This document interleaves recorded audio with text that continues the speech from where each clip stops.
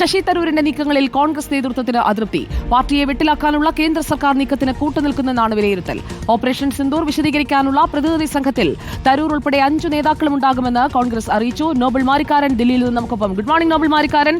തരൂർ പോകുമെന്നുള്ളത് ഉറപ്പിച്ചു, തരൂർ ക്ഷണം സ്വീകരിച്ചു, ഇനിയിപ്പോൾ തടഞ്ഞിട്ട് എന്ത് കാര്യം എന്ന് കരുതി ജയറാം രമേശ് ഇപ്പോൾ എന്നാ പിന്നെ പോട്ടെ എന്ന് പറയുകയാണ്. അപ്പോൾ തരൂരടക്കം എല്ലാവരും പോകുന്നു. എന്നാൽ തരൂർ എടുത്ത നിലപാടിനോടുള്ള അതൃപ്തി അതെങ്ങനെയായിരിക്കും ഹൈക്കമാൻഡ് ഇനി പ്രകടിപ്പിക്കുക?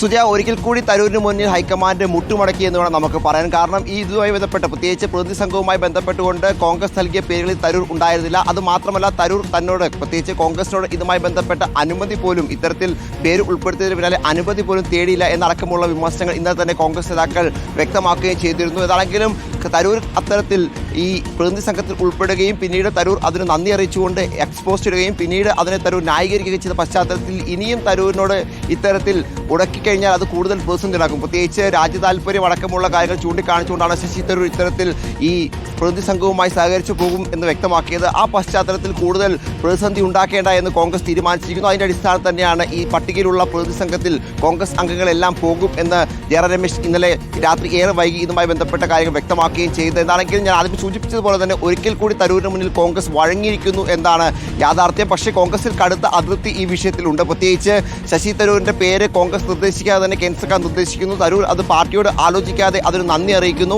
രാജ്യതാൽപര്യം മുൻനിർത്തി അതിൻ്റെ ഭാഗമാകുമെന്ന് പ്രഖ്യാപിക്കുന്നു. സ്വാഭാവികമായും മുൻ ദിവസങ്ങളിലൊക്കെ സമാനമായ രീതിയിൽ തന്നെ പല ഘട്ടങ്ങളിൽ നരേന്ദ്രമോദിയെയും BJP-യെയും പ്രശംസിച്ച് ഇത്തരത്തിൽ ശശി തരൂർ കോൺഗ്രസിനെ വെട്ടിലാക്കിയിരുന്നു. അതിൻ്റെ ഒരു അതൃപ്തി കോൺഗ്രസിൽ ഉണ്ട് താനും. അതിനിടയിലാണ് ഇപ്പോൾ ഇത്തരത്തിലൊരു പുതിയ സംഭവവികാസം കൂടി ഉണ്ടായത് ശക്തമായ രീതിയിൽ. പ്രത്യേകിച്ച് ശശി തരൂരിനെ സമ്മർദ്ദത്തിൽ ആക്കുന്നതിന് വേണ്ടി തന്നെയാണ് ഇന്നലെ കോൺഗ്രസ് നൽകിയ ആനന്ദ് ശർമ്മ, അതോടൊപ്പം തന്നെ ഗൗരവ് ഗൊഗോയ്, സെയ്ദ് നസീർ ഹുസൈൻ, അതോടൊപ്പം തന്നെ രാജാബാർ അടക്കമുള്ള ആളുകളുടെ പേരുകൾ, ഈ പേരുകളാണ് ഞങ്ങൾ കേന്ദ്ര സർക്കാരിന് ഇത്തരത്തിൽ പ്രതിനിധി സംഘത്തിൽ ഉൾപ്പെടുത്താൻ നൽകിയത് എന്ന് വ്യക്തമായിക്കൊണ്ട് കോൺഗ്രസ് തന്നെ ഇതിൽ ആ കുറിപ്പ് പുറത്തേക്ക് വിട്ടത്. അത് ശശി തരൂരിനെ സമ്മർദ്ദത്തിലാക്കുകയും തരൂരിനെതിരെ ഒരു ചെക്ക് വയ്ക്കുകയും എന്ന് തന്നെയായിരുന്നു കോൺഗ്രസിൻ്റെ തീരുമാനം. രാഹുൽ ഗാന്ധി അടക്കമുള്ള നേതാക്കൾ ജയറാം രമേശുമായി കൂടിയാലോചന നടത്തിയ ശേഷം മാത്രമാണ് ജയറാം രമേശ് ആ പേരടക്കം പുറത്തേക്ക് വിട്ടത് എന്നാണ് യാഥാർത്ഥ്യം. എന്താണെങ്കിലും തരൂർ ഇക്കാര്യത്തിൽ ഒരിക്കൽ കൂടി തരൂർ കോൺഗ്രസിന് മുകളിൽ പറന്നിരിക്കുന്നു, കോൺഗ്രസിന് മുകളിൽ തരൂർ വിജയം നേടിയിരിക്കുന്നു എന്ന് തന്നെ വേണം നമുക്ക് ഇതിന് വിലയിരുത്താൻ. എന്തായാലും ദില്ലിയിൽ തരൂർ ഉണ്ട്, പക്ഷേ മാധ്യമങ്ങളോട് പ്രതികരിക്കാൻ അദ്ദേഹം ഇപ്പോൾ തയ്യാറല്ല എന്നാണ് നമ്മൾ ചോദിച്ചപ്പോൾ വ്യക്തമാക്കിയിരിക്കുന്നത്. ഇനിയിപ്പോൾ ഈ വരും ദിവസങ്ങളിൽ പ്രത്യേകിച്ച് കോൺഗ്രസ് ഏത് തരത്തിലായിരിക്കും തരൂരിൻ്റെ ഭാഗത്തുനിന്ന് ഇന്നലെ തന്നെ ജയറാം രമേശ് അടക്കമുള്ളവർ വ്യക്തമാക്കുന്നു കോൺഗ്രസിൽ പ്രവർത്തിക്കുന്നതും കോൺഗ്രസിൻ്റെ